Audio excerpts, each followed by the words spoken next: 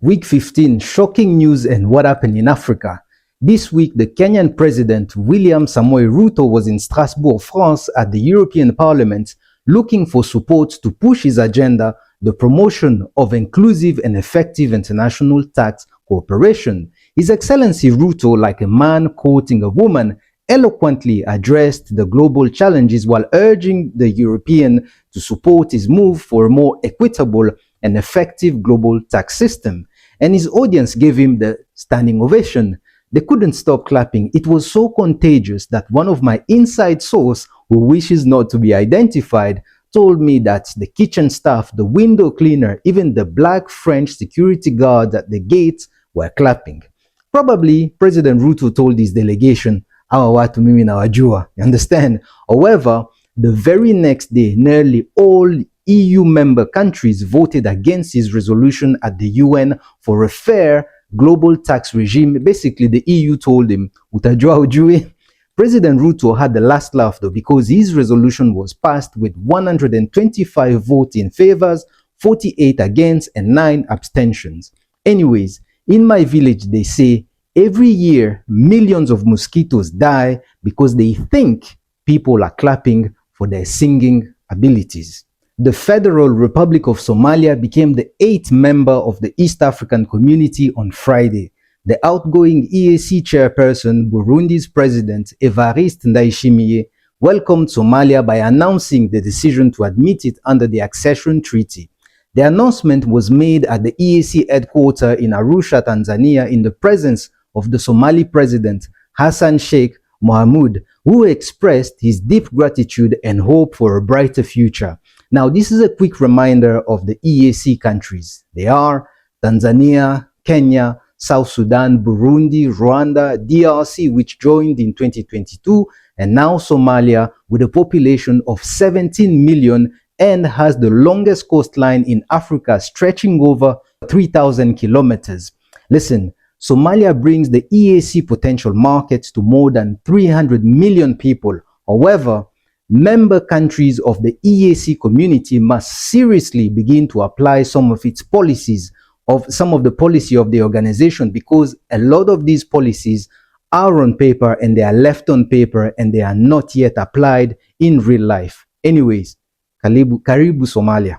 Listen, Mali plans to shine brighter than ever as it announced signing a 4-year agreement with Russia to build a state-of-the-art refinery in Bamako, the capital city of the West African nation.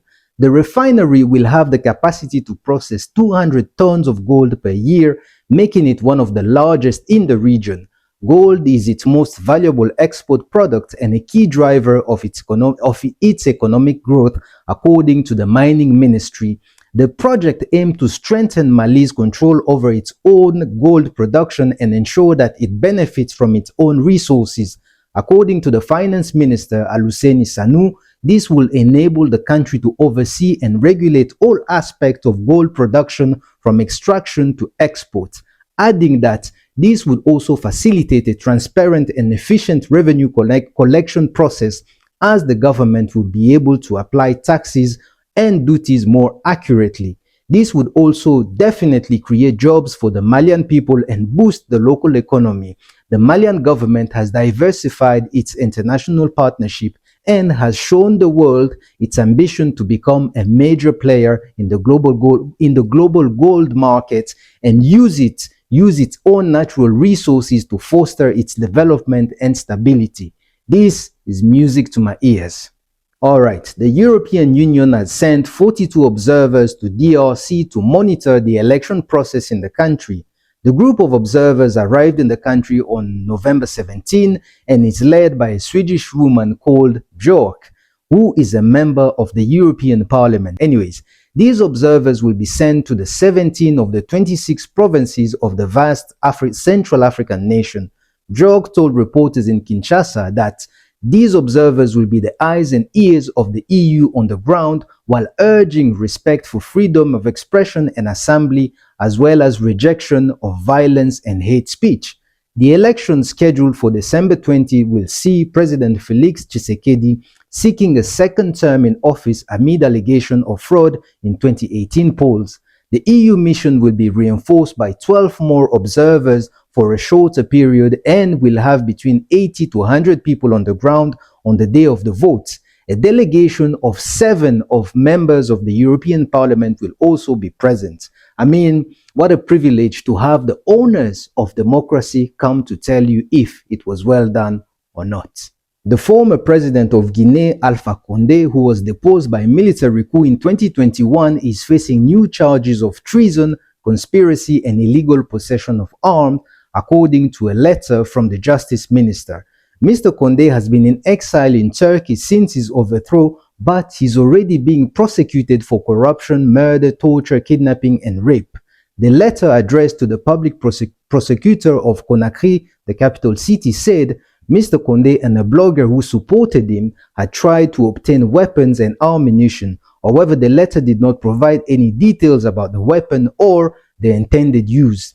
Mr. Condé was Guinea's first democratically elected president in 2010 after decades of authoritarian rule. However, he sparked a massive protest movement when he sought a third term in 2020 in violation of the constitution. His regime was notorious for its brutal repression of political dissent. He was ousted by Colonel Doumbouya, who became the president. President Doumbouya has promised to hold elections within the next 2 years and rebuild the state plagued by division and corruption.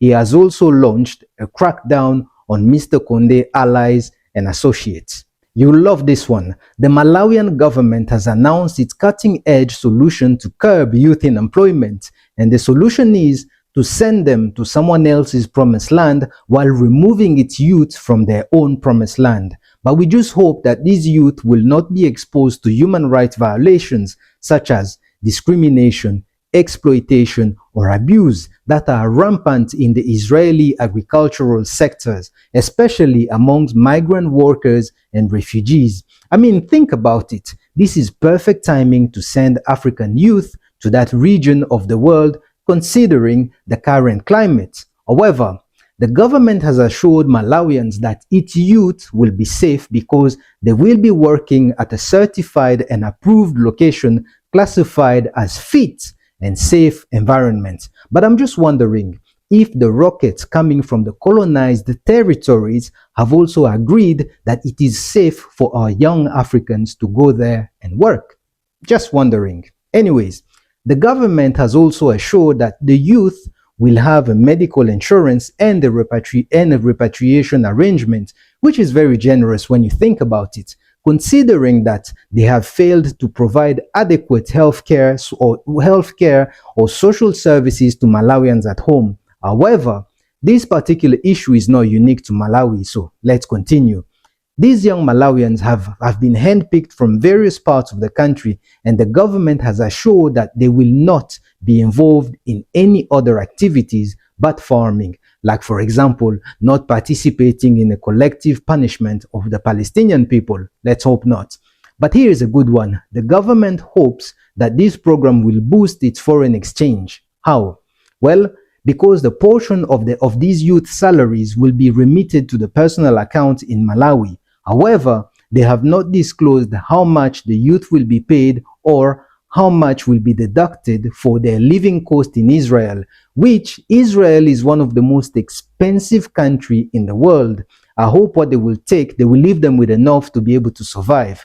Anyways, this beautiful idea is part of the Malawian government commitment to job creation and youth empowerment. But I just wish these youth were empowered at home. We, ni nini?